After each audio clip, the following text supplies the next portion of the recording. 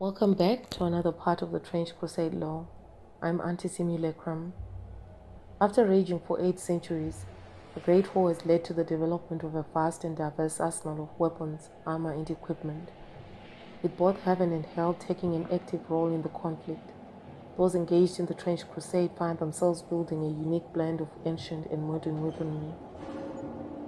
The workers of the followers of St. Eligius, patron saint of metal workers, has allowed the weaponsmiths and armorers of the Holy See to produce steel alloys imbued with divine light, metals more malleable and harder than any normal steel.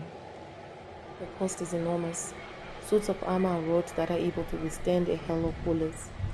This excellence of the infantry field armor remains to this day, keeping abreast with the advancements of firearms and explosives. Meanwhile, the heretic legions have gained access to the hellish metals from the twisted crucibles of Tartarus, exceeding the strength of mundane steel, though often at a terrible cost. For carrying such weapons, or donning an infernal suit of armor bends both the body and the soul, leaving behind festering wounds that never heal. The advancements in metallurgy have led to the creation of titanic artillery pieces, some exceeding 300 feet, that are constructed in the foundries of New Antioch, while the forges of hell churn out colossal war machines, the largest and most infamous piece being the mouth of hell, a monstrous weapon measuring exactly 666 feet in length, and firing shells with a diameter of 1,666 millimeters. These massive weapons create a nightmarish no man's land between the heretic and faithful forces. It is over these pieces of wasteland that warbands of both factions fight relentlessly for usable weapons, armor, holy objects of power, supplies, and strategic positions. Due to the protection offered by modern armor, brutal close-quarter combat is frequent. Trench clubs, columns, lead-tipped heavy maces, and hell-forged swords are all used to deadly effect when storming enemy lines.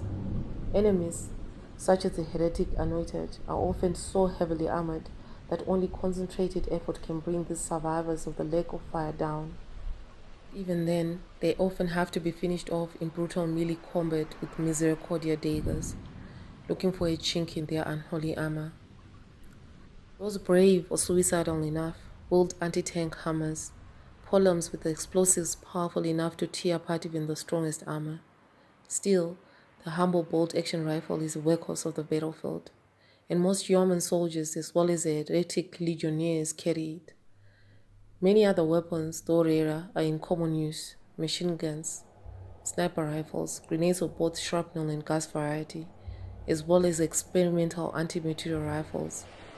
The heretic forces are equipped with blades of eternally burning fire, leaving bullets that affect their targets and turn them into undead metastatic vessels, forever bound in servitude to the devils, and heavy flamethrowers forged in the iron pits of Dis, belching the flames of the lake of fire where the damned souls are doomed for all eternity.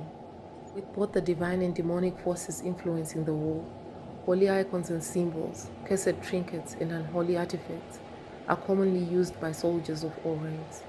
Their power is undeniable and has often determined the outcome of many battles.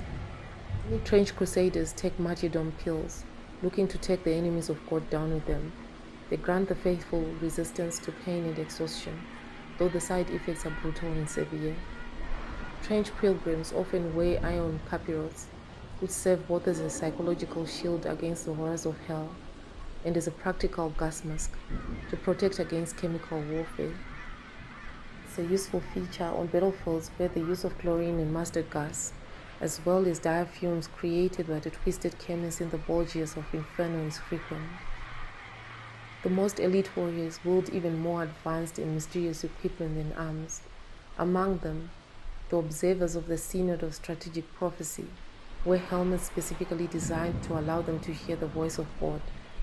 Grants them an extraordinary ability to perceive events in the past, immediate present, and future simultaneously to a degree, making them unparalleled warriors who perform unrivaled martial feats.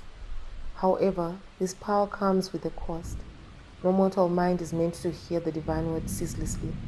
The burden is immense, forcing them into a state of superhuman focus to hear what they need to pick the right course of action. Sleep is impossible, as a divine echo rings endlessly in their ears. They must rely on sedatives and mind-altering drugs to withstand the heavy burden of their battlefield role for any length of time. Thank you for listening to the Law of the Trench Crusade. Till next time, I'm Anti Simulacrum.